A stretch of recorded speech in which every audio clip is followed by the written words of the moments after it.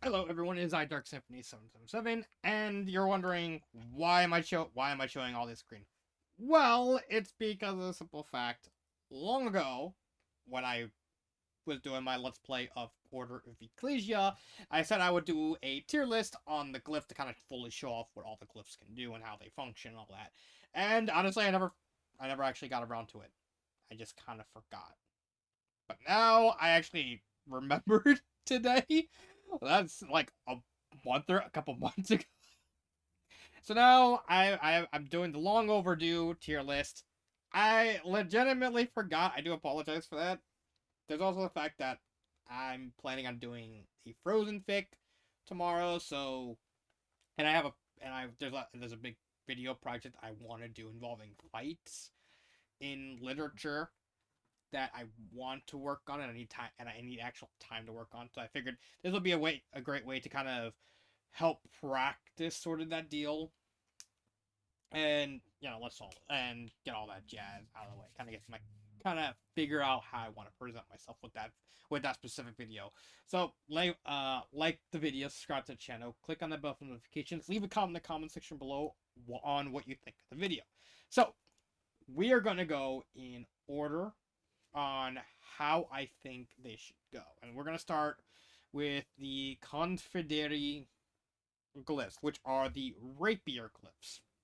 Oh, and as you know, this is going to be my opinion, and thus, everyone's going to have a different opinion on how they handle and play Order of Ecclesia. Like I said, Order of Ecclesia next to Symphony Night is my favorite game in the franchise, so there's that. The Confederi glyph is basically two. I completely forgot the stupid game. I completely forgot about the stupid game. Basically, the Confedere glyphs is the rapier glyph. You actually get the regular rapier glyph, the Confedere, at the start of the game. You get the Vol Confedere from the Dullahan enemy in this cave, and you get the Milio Confedere in Dracula's castle. These are not that good. Yes, there is stuff that you can do with them, mainly due to the speed. Basically, that's the whole Confederate's gimmick is the fact they are probably the fastest melee weapons you can do. You can spam this. You can even backdash cancel. They're the easiest weapon to backdash cancel on when it comes to actually landing hits. So it has that going for it. This is the let me see actually. Let me see if I can actually. Yep. No, wrong one. Yeah. Let me just so I can get to the heart.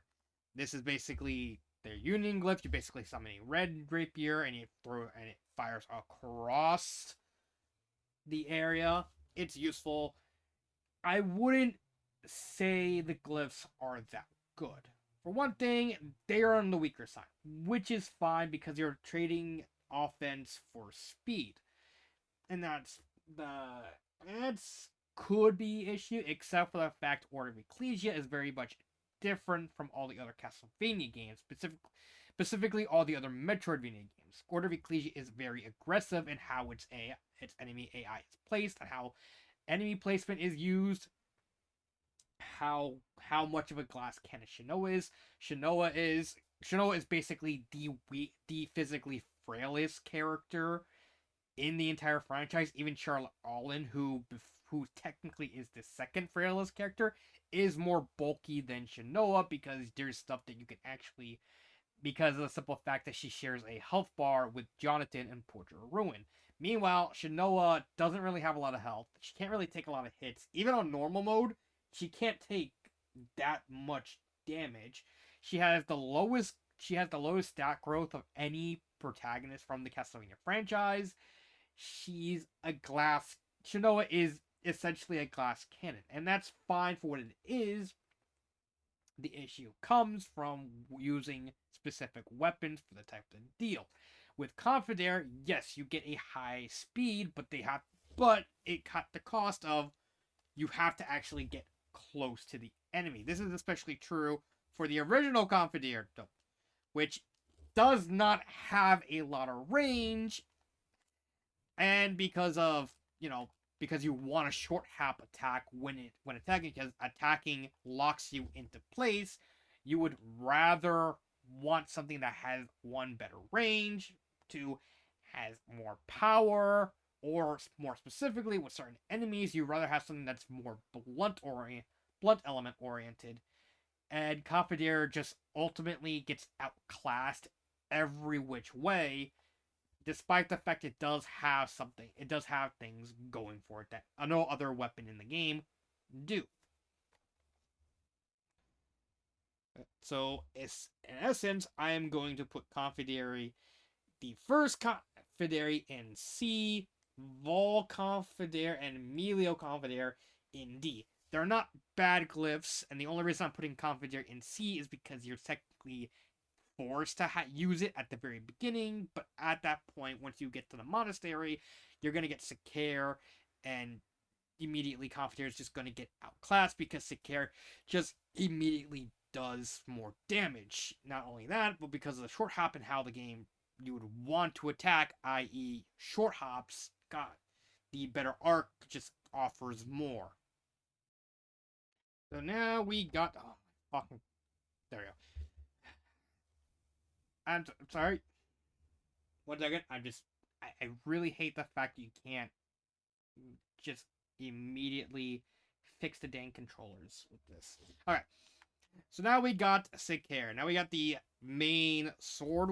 The main sword glyph. This is mainly going to be your main weapon you're going to be using for the bulk of the story, unless you plan on using Hasta or Falcus, or even and you're going to be treating this with Messir. So you have Sakare, you have Volsicare, and you have Meliosicare. They come out fast. Granted, Confidere does come out faster, but it does. But this weapon's main competition is with Falcus. Confidere's main competition is with Hasta. And Sakare offers more reliability. It is a very reliable tool that you're going to be using throughout most of the game, unless you specifically want the higher damage with Falcus. The problem with Falcus is Falcus has a different hitbox. With Sakare, you have the entire sword is a hitbox, while with Falcus, only the head of the blade, while giving you more range, only you need to actually space yourself better with Falcus, otherwise you will actually miss attacks, especially if the enemy is close enough. With Sakare, you don't have that problem. It does come out fast. This is... No, wait. Oops.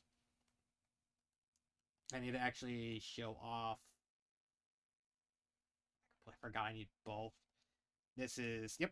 There's Sakare's Glyph Union. It is... And that's pretty much what Sakare is. It's not flashy. It doesn't really do a lot. You can reliably backdash cancel attack with it. It's good for what it does, but it doesn't do a lot of it. What it does is not particularly flashy, especially since as you get better at the game and figure out how to play this game and use short hops and better pace yourself, Falcus just immediately slowly outclasses Sakare. Granted, if you get a Sakare and you want that relatively safe, reliable, consistent damage, you'd rather go with Sakare. It's not gonna be flashy, but it'll get the job just as well as Falcus is. But if you want to go for pure power and you're going for a strength oriented build, which you really don't want to go with Shinoa. She's more of a... Especially once you get to Dracula's Castle, and then the game just completely just busts open, and you're just able to break it 20 different ways, mainly with intelligent-oriented builds. You'd rather just stick with the higher attack with Falcus until you're actually at the point where you're able to just completely break open the game. So, for that reason, all three Sakares are going to get into B tier. There's not much you can do with it. We might as well just cover Falcus as well. Right. Okay, so this is Falcus It is slow. It is a slower swing weapon. It is actually the most powerful of the slashing melee weapons. Problem is, it does have flaws. For one thing, it's one of the slower fire weapons. It is both the care and especially Confiter is much faster with it. There's also the hitbox issue. Like I said before, since all the hitbox is focused on the head of the scythe, if an enemy is actually out inside the scythe's range, it completely whiffs. Now, this is not too hard because once you, like I said, once you're actually good at the game, you can easily just pace yourself and figure out how to completely know how to actually avoid this issue, but it is an issue nonetheless. This is the Glyph unit, just in case you want to see it. It's pretty much just pure power if you want to do it. It's basically, do you want more power with Falcus, or do you want more consistency with Sakare? And ultimately, the issue is just going to be depending on your point of view. Which is why I'm going to give the Falcus, all three Falcus, into A tier. Again, they're good. They're not essential, but they are good to have. What is an essential is Arctis and Coulter. So Coulter basically just throws a knife. That's all it does. It's pathetically weak.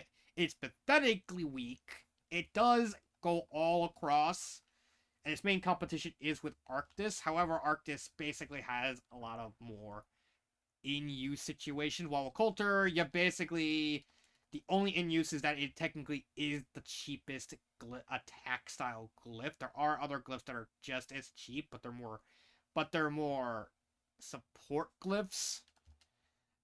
This is your customary Thousand Daggers. Yep. Then it just adds more. There's nothing really useful about these because Arctis just does everything Coulter does, but better. But it is a projectile weapon. There's actually not really a lot of projectile weapons in Order of Ecclesia. Every other game at least has like sub weapons and all that to help with that, to kind of actually have fun with. But there's not really much you can do with Coulter. Again, Arctis just kind of just does what Coulter does, but better. And then Arctis. It just summons an arrow, and it just flies right up. There's your Glyph Union. It's actually one of the better Glyph Unions in the game. It's arguably, if not for the fact that Tesco exists, it would probably be the best overall Glyph Union in the game because it's just a screen attack. So anywhere you want, if you're hiding behind a wall, you can use it, and you have the hearts. There you go. They're going to be taking a lot of damage. Another interesting aspect of our Arctis is the fact that there is actually a delay. This is why Arctis is better, in my opinion, than Coulter, is the fact that if you're trying to go for a projectile move, you can just simply load up a bunch of arrows and then launch them out there. This is also helpful for if you're low on health, you can just load and knock a bunch of arrows at once and have them all fly. You're much more able to get damage and kill the enemy you're trying to kill, but it comes with the risk of having that delay that it can miss attacks. And then with Vault Arctis, this one actually is unique in the fact that it's an anti-air move. I don't know why it's an anti-air move, but it's an anti-air move. It's good to have for flying enemies. It is a unique weapon. It's the only weapon that kind of does what it does. However, Askia just does it better. And then, of course, you have Melee Arceus, which you can't really see because there's no enemies in the room, but Melee Arceus has the ability to basically just home in on targets, and the arrow actually flies much faster than Arceus. You really just can't see it because of the whole thing.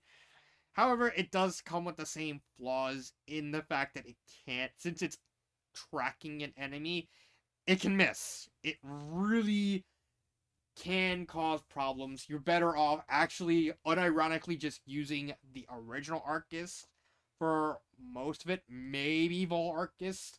Melee Arcus is probably the worst Melio glyph in the game simply because of the fact that as it functions with how enemy AI works in this game, it just really doesn't function as you get farther in the game, especially at that point in the game when you get this glyph in Dracula's Castle, where a lot of enemies are very mobile, outside of like a few of them.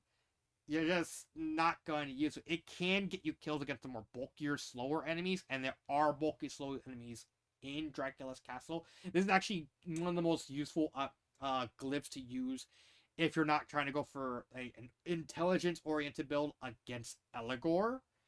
So there is a use case for Melio Arctis. It's not a very big use case because there's just much better ways you can use to deal with Eligor, but it is something that you can potentially use and abuse if you know how to work it. Which is why the Coulters are all going into F tier. The this regular Arctis and is going into C, and then Melio and Vol Arctis is going into D. Now, you want something actually useful and very essential to the game, you got Maceer. This is basically your main source of dealing smashing damage. And here's the thing with Order of Ecclesia. A lot of enemies are very resistant to slash damage, but they're weak against smash damage. If they're not, and that's basically how most of the enemies function in this game. I can actually show you right here. Slashing, slashing, smashing. If they're not weak against slashing, they're weak against smashing. And that's basically how the game functions. If you actually saw the Let's Play, I actually kept jumping between a slashing attack and a smashing attack. And I mainly kept switching out the slashing attacks. I mainly kept with Maceer because it is the only glyph that does its job. It is essential to actually play the game, especially if you're playing on hard, because not only is in hard all the enemy and AI even cranked up even more, you're more of a glass cannon. You really can't take any hits in hard mode. Like, it is probably the best designed hard mode of any of the Metroidvania Castlevanias. And Maceer just becomes that much more essential because, especially for enemies that are, I don't know why that's my stupid mouse thing. Sorry about that. For the enemies that are completely weak against smashing attacks, this is essential. You need this. And here's regular one. Here's regular. And here's Melio. It's basically just a club. It's probably the worst union glyph out of all the weapons, but it still gets the job done. It is very essential. It's probably it's the second slowest one. I think Hasta is probably slower. No, Hasta is definitely slower. But for what it does, it is absolutely essential because you need this glyph. Because this glyph is absolutely essential. The fact that all three glyphs, both regular, Vol, and Melio are basically just very easy to get. Well, not Melio. You need to get you need to beat the hammer enemy to actually get it when that's in Dracula, and that's pretty far into Dracula's castle. But it is very essential because so much stuff, including Eligor, is weak against smashing attacks. So Maceer is going all the way into S. You kind of need this glyph in order to actually play the game, especially if you're playing on hard. Okay, now we have Hasta. This is basically what I would prefer over Confidere. It is pretty much the exact opposite of how Confidere works. While Confidere is very reliant on getting up close to your enemies and being very fast, Hasta has the longest distance. That's not a projectile weapon, but is very slow. And yes, you can actually offset this and it's probably, I think, the only melee glyph in the game that you can't really reliably backdash cancel. You can do it, it's just not that easy. But it's fine for what it is. I just prefer the more longer range because it helps, because I mainly just use the if I don't use this, I use the Falcus because it has the longest windup. It has pretty commendable attack for what it is. It has one of the more unique glyph unions. It throws a spear. Unlike everything else, the spear actually has a lingering hitbox, so depending on how big the enemy is, it can actually take more damage. It's probably the second most damaging glyph unit in the game. The only one that's more damaging is the purple lightsaber. We'll get to that when we get to Nick Testo. And it's really reliable if you're trying to go for a more physically oriented deal. This is basically the glyph you want to use if you're going for a more physical oriented build once you get the Castle Dracula. Here's Vil, and here is Mace here. They are very useful. This is more of a personal thing. I would rather use these over Falcus, but in terms of actual use cases in the game, you can't really go wrong with either one. So Hasta is going to go right next to Falcus in A tier. All three of them. Alright, so now we got Askia, which is the Axe Glyph. And this is very awkward to use. I'm not going to say this is a bad glyph. This is one I would personally don't really go out of my way to use, but it is the more preferable anti-air glyph than Vol Arcus because of the arc, so it can hit both upborne and downborne airborne enemies and ground enemies. This is something that no other glyph can really reliably do. There's the Union glyph. It does what it does well, and the fact that there is a lot of airborne enemies, in fact a lot of more annoying and really bad enemies to deal with are all airborne, so having something that can reliably deal with them is actually useful. Here's Vol, and here's Melio. This is probably the single best Melio in the game, simply because it has a fucking gigantic hitbox. It's massive. And the fact not to mention the fact that it's so slow, means you're going to hit something whether you want to or not. It's just a matter of actually being able to pace yourself. It's the same issues with Falcus, but it's much better because all the other Melio glyphs all just have a flat damage increase, or in the case of Arctis, just has homing capability. Well, this just gets fucking huge, and it gets too easy to hit something. Sure, I don't like using it, but I can't deny that Askia is actually, from a design standpoint, a pretty balanced design. So I'm actually gonna put Askia in B tier.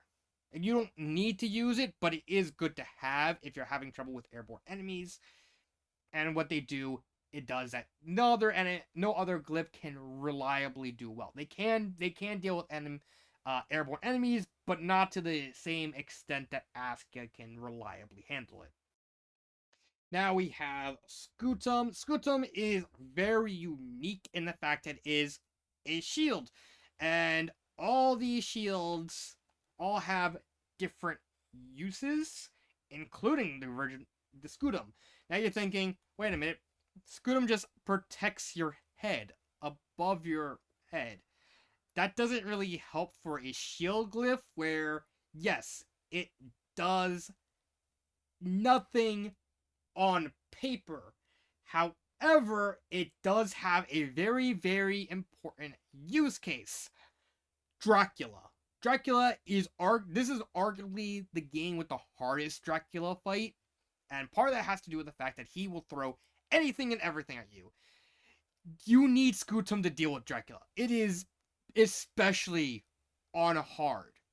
Especially this one because one of his moves is Dominus Agony that tracks you. And the best way to actually deal with that is Scutum because Scutum actually protects you from that attack. No other Glyph has such an important use case for anyone looking to actually play this game. Yes, it is a very specific use case because it's only really useful for Dracula, but the fact that it's useful for Dracula, the final boss of the game that only this can do, is immensely helpful. If anything, Volsutum actually is the worst of these shield glyphs because it doesn't protect Shinoa. It's honestly kind of ugly. Sure, all the Scutums have a bonus effect that if you actually have them out, your defense, your constitution, and your mind actually increase. You actually notice on the little screen, my mind actually increases pretty much a lot. Again, reinforcing the fact that Shinoa is mostly going to be a mage type character, and it actually increases the more you get a higher glyphs. Of this one, boom. And Emilio Secure Sudum is basically the best of the three because it offers Shinoa a lot of protection. You can crouch. She's pretty much, unless anything goes over her, it deals with any sort of projectiles. Just like with the regular Scutum, it is useful for one of Dracula's moves, particularly when he throws the bats and the wolves. So it does have a legitimate use case. However, unlike the original, Melio has a lot of use cases, especially if you're playing on hard. This is arguably one of going to be the best glyph you're going to be using when traversing Dracula's castle, because there's going to be a lot of shit being thrown at you. And you really just kind of need it. Sure, if you're good at the game, you won't need it, but the fact that it's there means you're ultimately, it's good to have. Oh. And this is basically the glyph unit. It basically just gives you full iframes. That's all it does. For regular Scutum and Melia Scutum, I'm gonna put them in the S. I'm gonna put them both in the S tier. The use cases their need for them are amazing. Again, being able to counter one of Dracula's moves just completely and negate it is nothing to laugh at. And Melio is a legitimately good glyph in and of itself. Volsecure is okay. It's not flashy. It's just nothing. Redire. This is a very unique glyph. It's sends a whirling blade, but wait, I need to actually. Where is it? There it is. But if you combined it with the Magnus Glyph, you can fly around town. It is a useful mobile tool for when you want to. The issue is you get it in an optional area. You get it in the training hall. And it's really only used in randomizers because the movement it offers is really good.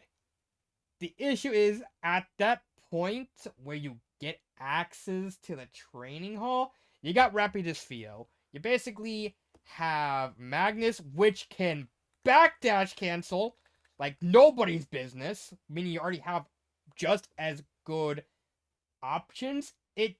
Redire does have a niche. It's just not really a good niche. And then we got Cubis. This is actually more or less the joke weapon of the game. Every Castlevania kind of has one. Cubis does have a unique property. It is the only glyph in the game that basically deals damage based not only on your attack, but also your intelligence, which is really one of a kind. It basically just leaves this cube. It just sits around there. It deals stone damage, so it is unique in that it's one of only two glyphs that does that.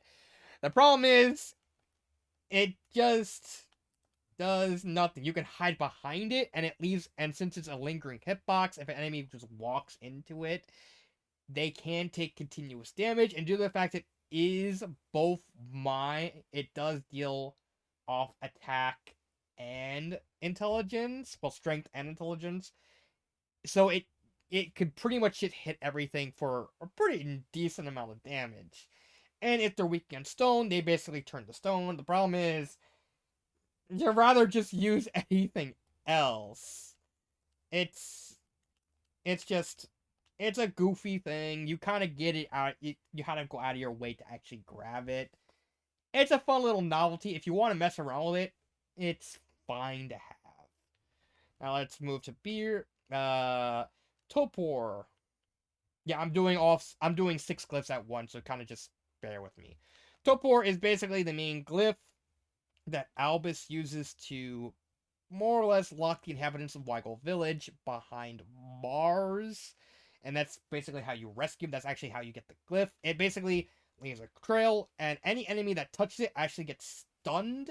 This is unlike Cubis, where you need to be weak against stone.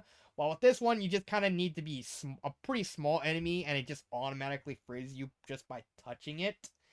I don't think it will work against every enemy. It can't work against bosses, but it can work against most enemies.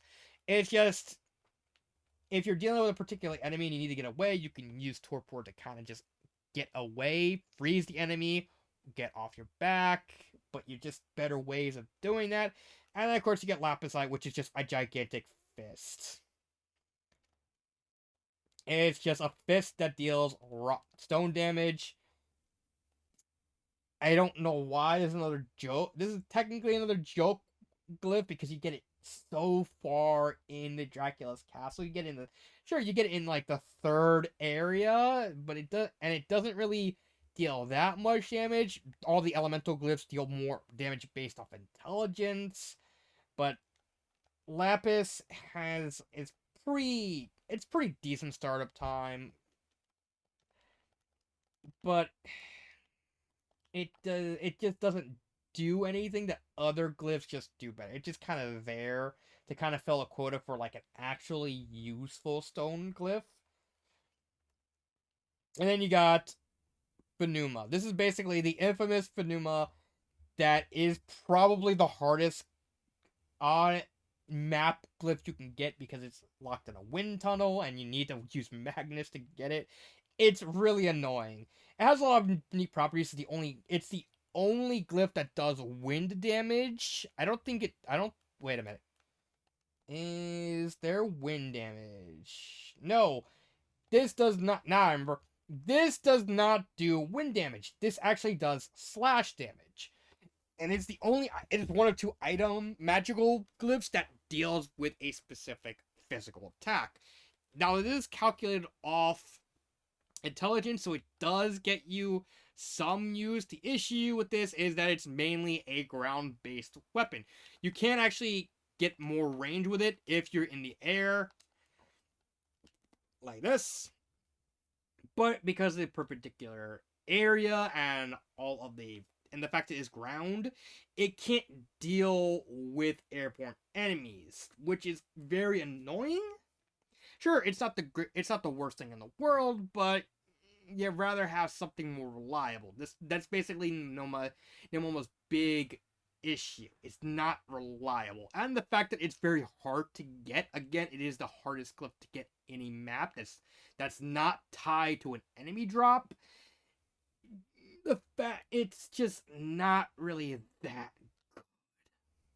And of course, finally we got Morbis, which is this big, which is pretty much the opposite of Muma. It's basically a curse. I believe it deals curse damage. I think it's the only.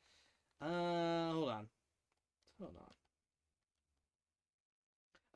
Let's see. Yeah, this is not where I completely forgot what this does. Yeah, it kills curse damage. It's the only item in the game. It's the only weapon in the game I think that does deal curse damage. Acrobatus may deal it as well. It's unique. It's basically the opposite of Pneumonia. Instead of going downward, it goes up. The main issue is it has a slow startup time, and you can't spam it. I don't think you can spam it, right? No, you can't really spam it with pneumonia. I'm pretty sure you can. Yeah, it's spam you're just more reliable with pneumonia. Sure, it's unique. Sure, Morbus is unique. Morbus is unique for what it does. And it's just,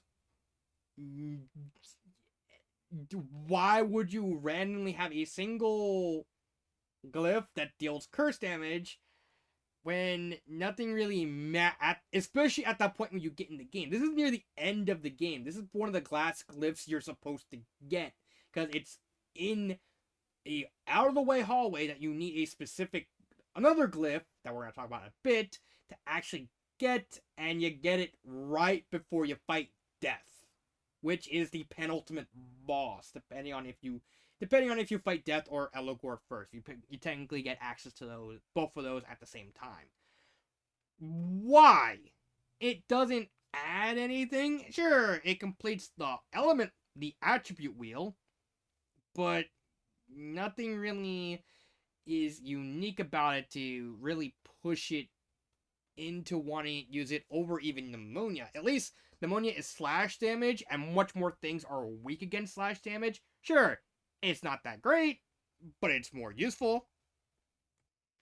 Okay, so we're back here. We're gonna put Cubis F and Justify being F tier. Redire's going to go in D tier. The main issue with Redire again is the fact that it's an optional glyph, and by the time you do get it, you have much better ways of maneuverability. It is unique. I will give it that. That's why it's not going in F tier. And again, if you manage to get this early enough in a randomizer, it can actually be useful. That's the only reason why it's not going in F tier, is the fact that it is possibly the best movement glyph in a randomizer. Topor, going in F tier. Lapisite, going into D tier. I can see some use for it. It's fine. Topor is going to go into D. Pneuma is actually going to go into B. The fact that it's slash damage instead of wind damage, like more, is infinitely useful. And the fact that by the time you do get it, you should have more than enough stuff to actually pump up Shinoa's intelligence points far enough that you could just start wrecking everything. Sure, again, there's the issue with the fact that this thing just cannot deal with airborne enemies, but you can just always switch to another glyph. It's good for what it is, but it's not great. And the same thing could be said for Morbus is F tier. It just, yeah, it deals with air. It's another anti-air glyph, but the fact that not at that point you get it, it's just so utterly outclassed. Even when you do use it, you'd rather just use anything else. Ignis. Ignis is a very simple glyph. Just fire it, throws 3 fireballs. Vol Ignis, on the other hand, it summons a pillar of flame that is a lingering hitbox. It is useful for getting away and trying to create separation. It is a grounded move, but then again, you have regular Ignis. It's useful. It is one of the first spells you get in the game. It's not that useful. These two are kind of hard to tell because they do fulfill different niches on what they're trying to accomplish. This is more of an offensive tool, while Vol Ignis is more of a defensive thing if you need to get away from enemies because of the lingering hitbox. You know what? Let's actually dump them both into C. They're not great, but they are useful if you're going for a more intelligence-oriented build. You kind of don't have choice when it comes to the elemental stuff, especially not until you get to Nictesco, which is super broken. Tornado. This is the regular Granado. This is actually one of the 3 elements that I would prefer using. It's simple, it's straight, it's just a launch of ice. Launch it, it travels pretty far. However, I can't say the same for Vol Granado. With With Fall Ignis, at least it's a lingering hitbox, so it can technically hit enemies multiple times. However, Vol Grando is really bad. You'd rather just use Granado. Vol Granado doesn't leave a lingering hitbox. It just hits everything and then just falls apart. It's bad. Granado's going to go into B, while Vol Granado is going to be in F tier. Vulgar. This is regular Vulgar. It's a short, sweet electrical ball. It does a lot of damage. I think it's the most powerful of the original elementals. Sure, it doesn't have the range of Ignis and Grando, but it makes up for the fact that it is very powerful, and a lot of enemies are, especially a lot of more bulky enemies, are very weak to lightning, if I remember right. And then Fulburger, again, fulfills a very different niche. Instead of a big, high damaging item, it does a very, very short damaging item. It's another tracking item, just like Melio Arcus. However, it tracks much better because it comes out much faster. It is infinitely useful. Sure, by the time when you get it, you don't have a lot of. The only issue with this glyph is when you first get this glyph, you're not particularly that strong in the intelligence department. This takes very much a long time to actually make use of. But when you do make use of it, it's pretty damn good. I might as well just finish with the other two elementals since I'm here. This is Luminato. Two balls spinning around. And this is Vol Luminato. Luminato has the same issues as Volvorger. You get this super early, so you can't make use of it yet. However, unlike Volvorger, it's not really that good as you get farther in the game, mainly due to the fact that, sure, it's a light element. Okay.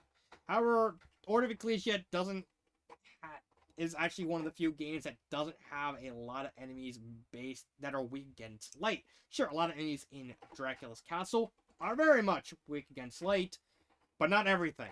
And a lot of stuff is very much does not care for the element.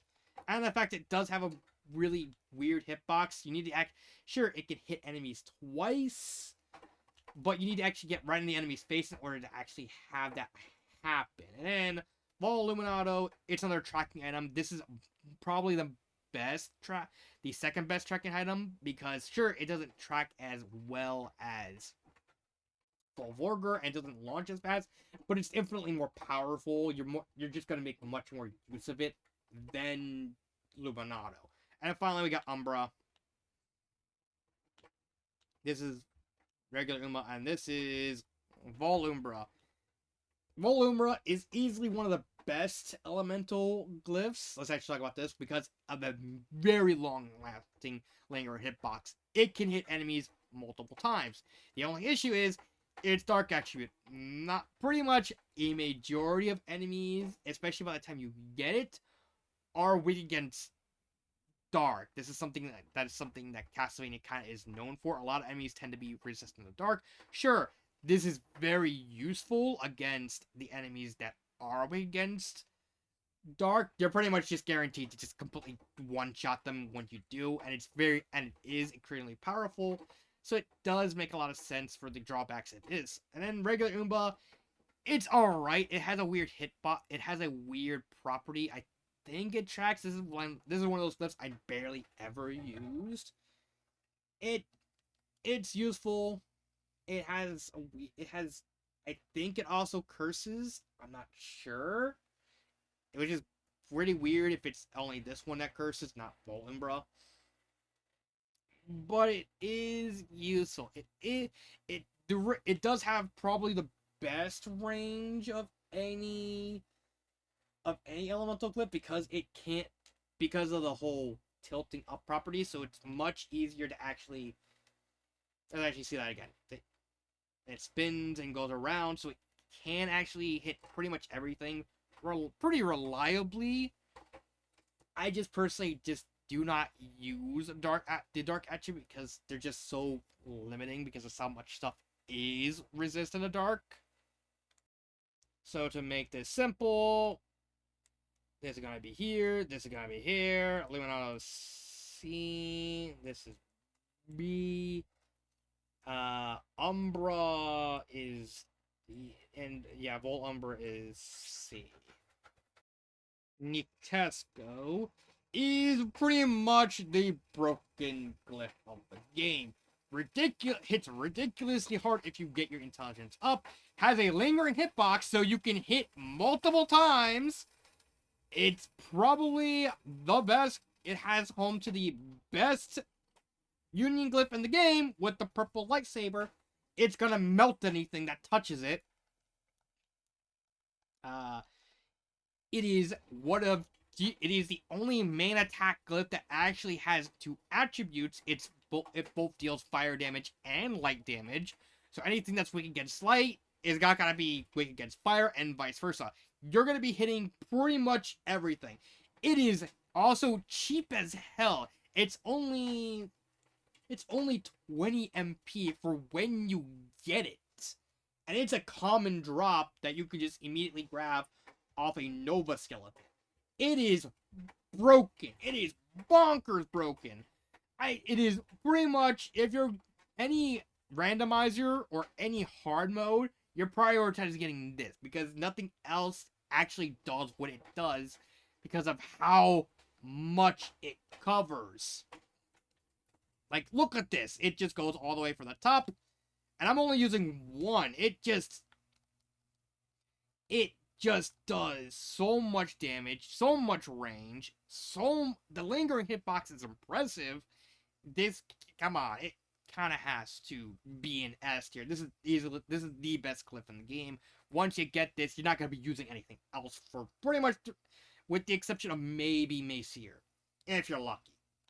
And then you also get Acrobatus, which is unique because it's the only glyph that actually deals damage with 3 attributes. It deals lightning, it deals lightning, darkness, and curse all at once. It is a pretty hefty cost. It's 44 MP per shot.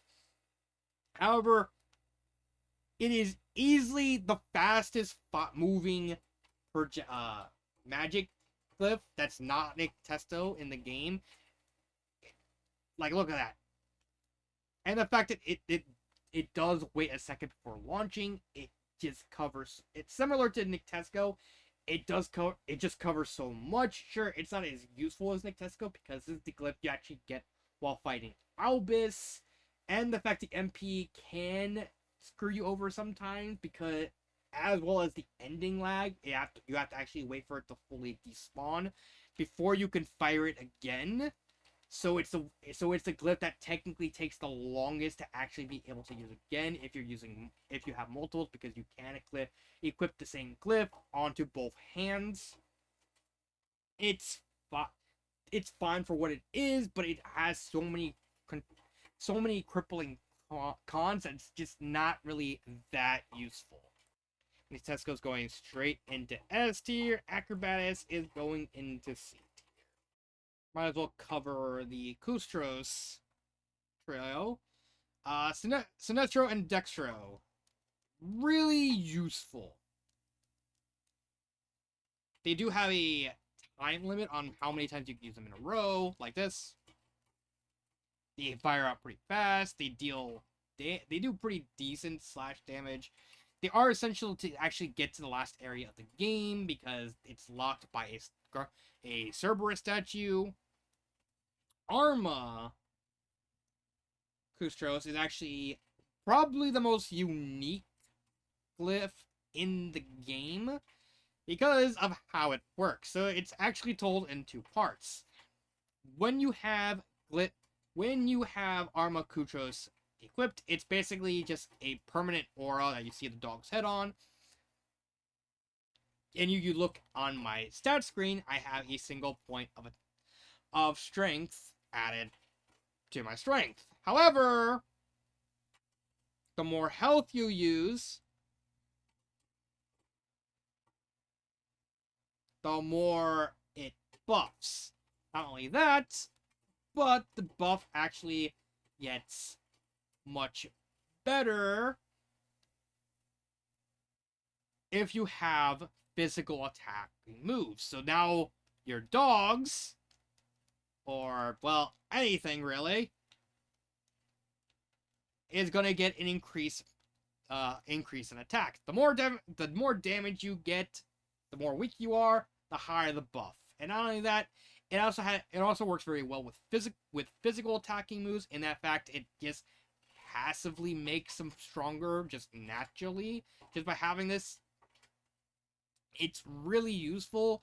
It is technically the last major glyph you get in the game if you don't count Voltaris, but it's very situational.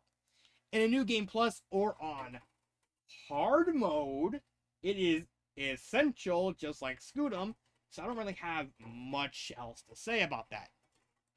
Arma is getting an S tier. Dextro and Sinestro are getting A tier. They're good for what they are, but these are more glyphs that are just win more. But what they do really, really well, and they're incredibly powerful once you get the right setup. And it's just, this is more of a glyph that you kind of need more stuff for. They're mainly just used for the large cavern, because technically, once you start a new game, you technically lose them until you have to get them again. So make use of them while you can. Might as well cover Globus. Globus is kind of a unique thing. It's very rune dependent. It does deal smashing damage, just like Lapicite. Oh, by the way, I actually looked it up. Lapicite does smashing damage. You still rather use the hammer. You just would. It does have a unique property where, one, it has very lingering hitboxes. It stays on the map. It stays on the screen for a long time. And it's also very reliant on the dimensions of the door because it bounces off walls. Can this be useful? Yes. Can it bite you in the ass?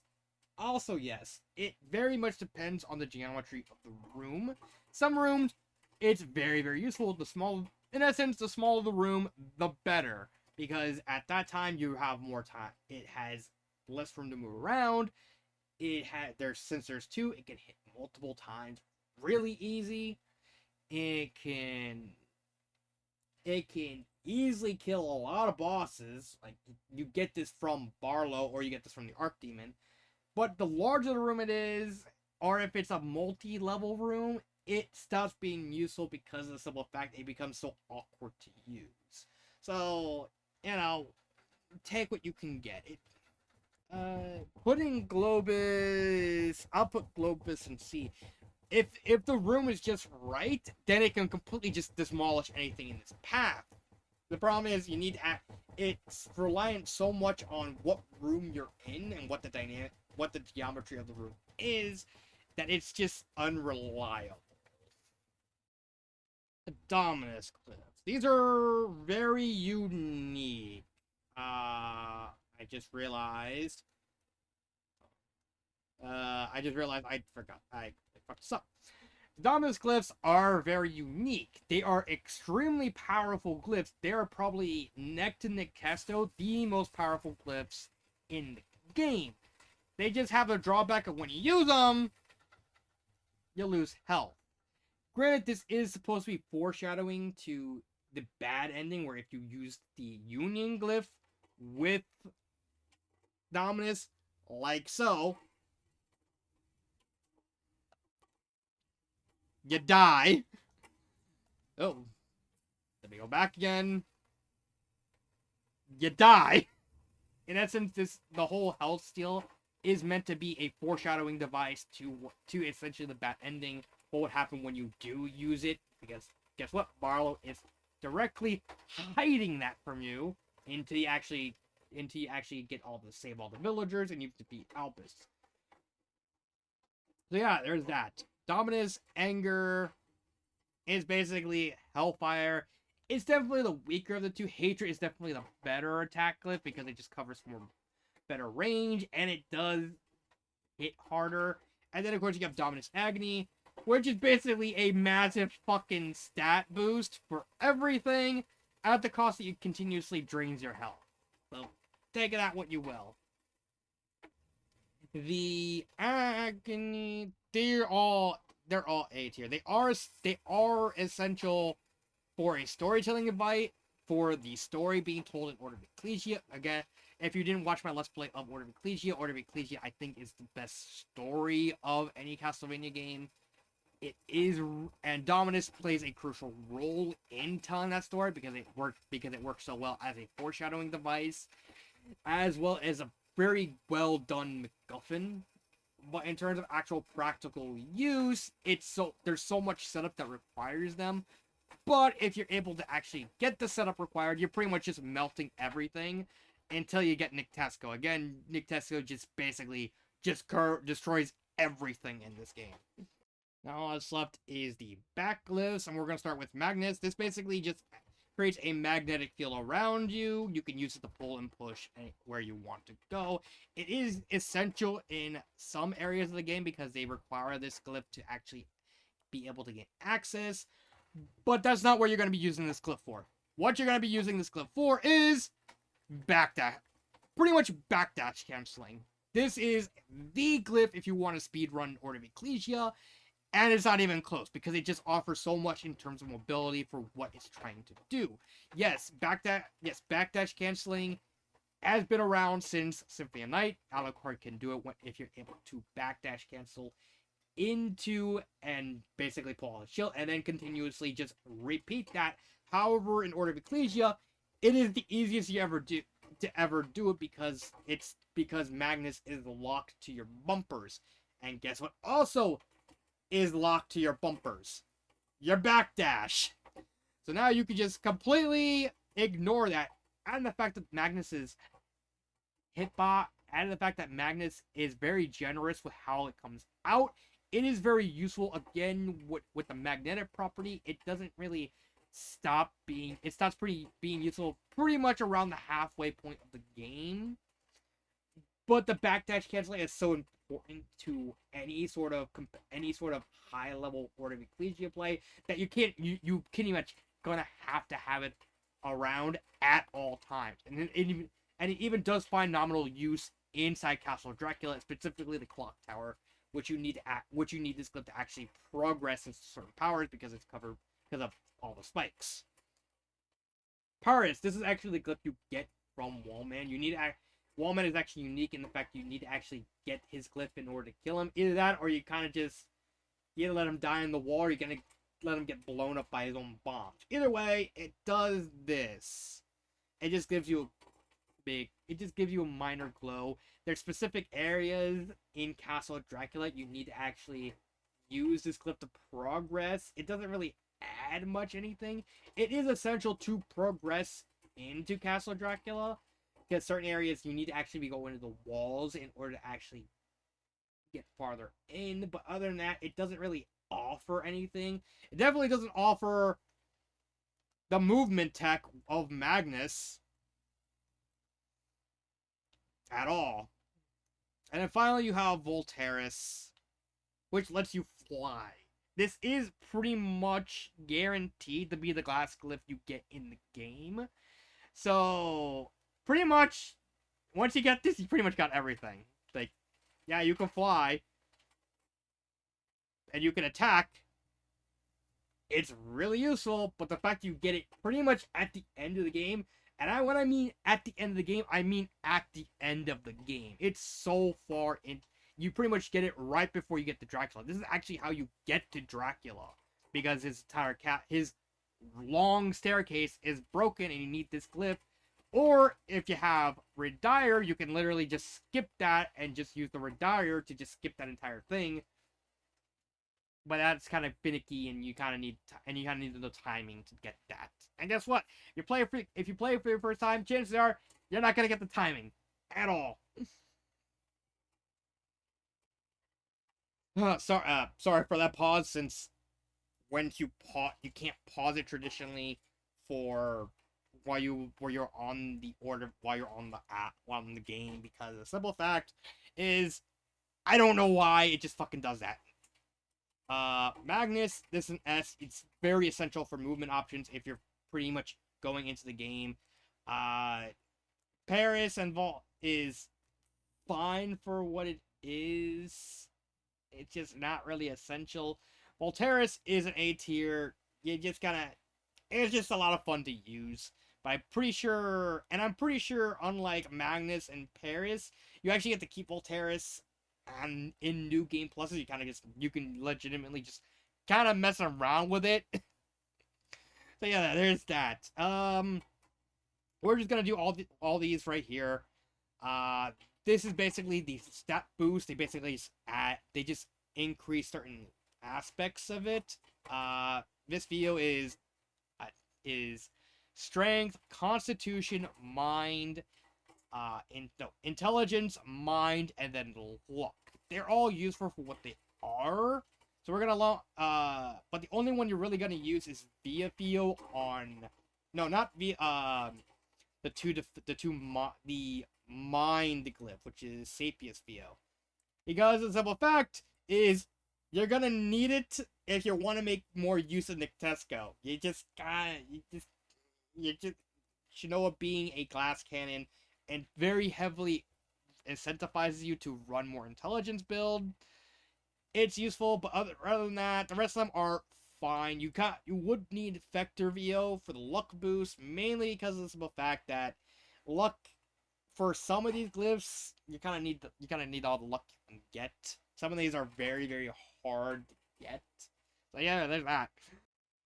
And then in RS Renewal, basically just increases how much money you get from enemy drops.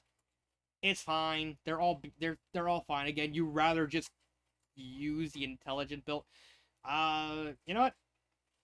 Yeah, let's use Farms Pro and Fetus Bio. Because of the simple fact, because on hard mode, these are kind of more essential. Because of the simple fact, you just take so much damage. But other than that, I don't really see any issue with that. The Transformation Trio. First off, Arma Felix. You get to turn into a cat. You get this. You get this. You have the short hop, so you can just do this. You do get an attack boost from it, so you can. So if you're going to go for a more physical oriented build, it does have its uses. I believe a YouTuber by the name of Jupiter Climb actually did an entire video just beating this game with the Arma Felix, and he realizes how good it is. It is useful. There is also a little Easter egg with this thing, where if you go to Weigel and you turn this, you can speak to the cats. They basically just help you give you locations of very rare items that you're not gonna find anywhere else. It's useful for that. It does have a lot of damage for what it's trying to do. I'll do the other two transformations here while I'm at it. It's fun. It is good. It's definitely the best of the transformations, but it is kind of cute. Also, you kitty.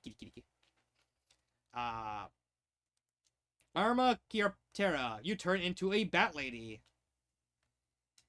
It is very, very weird, and I just realized. Oh yeah. Yep, wrong one.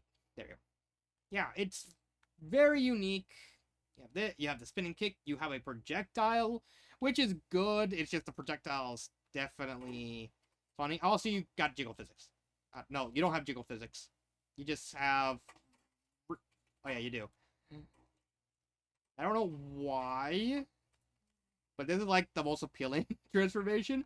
It must be the boobs. It's definitely the weakest transformation. You rather use the robot for defense, and you rather use the cat for offense. This is kind of like middle ground. It doesn't offer anything. The kick is actually pretty impressive, but yeah, rather just stick to the cat. And finally, you got the robot. Oh, wrong one. Where you just turn into a little robot. Now, Arma Machina actually has a unique property. The cat also has the same unique properties where if you actually run into enemies of the same type, with the cat, it's the werepanther and the werecats. With the robot, it's the automatons. With the back lady, for some reason, they just kind of attack you on sight regardless. The other reason why the bat is. And they will actually fight your enemies for you for some reason. The automaton does it too. Machina has a unique feature in the fact that you're very slow. 2, you don't actually recover mana as you're using. Instead, your mana actually becomes the automaton's health bar. You don't take any damage. You can break spikes. You can jump. You can dash. You can. Yeah, you can also dash. You can also dash. There's some stuff. There is a lot of defensive utility. If you're having trouble getting through the clock tower, you can always just use Arma Machina to basically just break the spikes, which is a useful tool to have. Sure, you have to get to the clock tower to actually get this shard because this glyph's located in the clock tower. But that's fine because essentially you're mainly going to use this in the clock tower. Arma Felix and Arma Mechisa are going to be in A tier. They're useful for what they're trying to do if you're trying to go for a more offensive oriented build, or with Arma Machina with the whole spike breaker and invincibility sort of deal. They are very useful for what they are. Caprotero is going to be D tier. It's easily one of the weaker glyphs in the game. It doesn't have a lot of utility compared to the other two, but it's not completely useless like these at the bottom. You can make use of it, just not that much. Reflectio is basically just a regenerator that's immediately going to go into S tier. Again, mainly because of hard mode level 1, because guess what? This glyph actually stays with you in New Game Plus.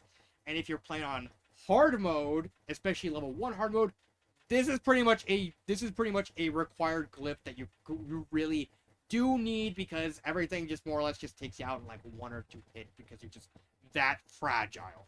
It is essential in that mode, and it's also a very useful tool to have if you're new to the game. If you're new to the game and you're having trouble dealing with the enemies in Dracula's castle, you can just kind of sit back, wait for go to an area with no enemies that can hit you, and just kind of sit there and waste like a minute or two getting your health back.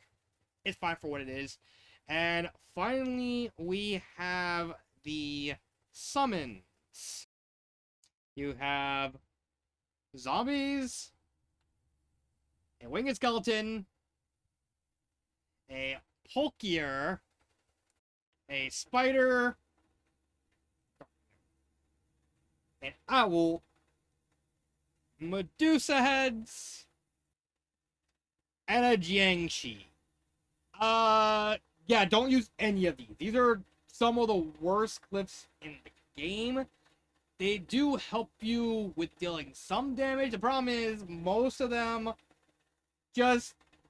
are just very slow and cumbersome to use. The owl is the only real useful one of the group. Maybe Medusa, but at the time, you get Medusa near the end of the game. With the owl, you pretty much get it pretty early on, and the fact the owl is actually essential to actually be able to 100% the game, because you need the owl in order to complete one of Sergei's challenges. Then basically, he just wants to see an owl, and that's another thing. You can just have the owl just perch on your shoulder in like a really cool pose.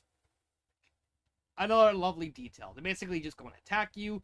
The owl is the only one that actually takes charge. Well, that and the zombies. Zombies are very shambling.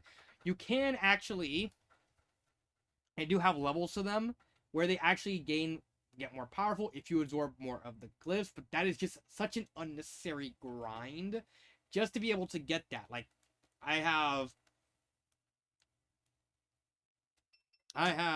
quite literally a level 3 zombies. Do you know how many glyphs that I had to get to get the zombies to max level, I had to absorb 30 of these glyphs. That is obscene. That is that is such a waster of a time. And think about it. The zombie glyphs is the easiest one to get. The rest of them are drops. The zombie glyph is deliberately used by a necromancer in order to actually use it, and you can just steal it repeatedly. While the other ones, you have to actually grind them out. It is such a chore to use these, and yeah, I believe they do deal a lot of damage. It's just, why would you use these? So every single these glyphs are going to be in the F tier, with the exception of the owl. That's gonna go into B tier. Again, it is the only one that is actually essential to 100% the game, mainly because you needed to complete a side quest, and the fact that it's the only one that actually is mobile because it can actually attack enemies from at least a decent distance away, is the only one that's useful. And that is the tier list. Again, as a tier list, people are going to naturally disagree with me. If you have corrections on what you think should belong somewhere else, actually let me know. I had a lot of fun actually doing this, and I hope you actually stay tuned for the Frozen fic, because I actually need to get that out of the way. I will see you next time. This has been Dark Symphony 777, and cut.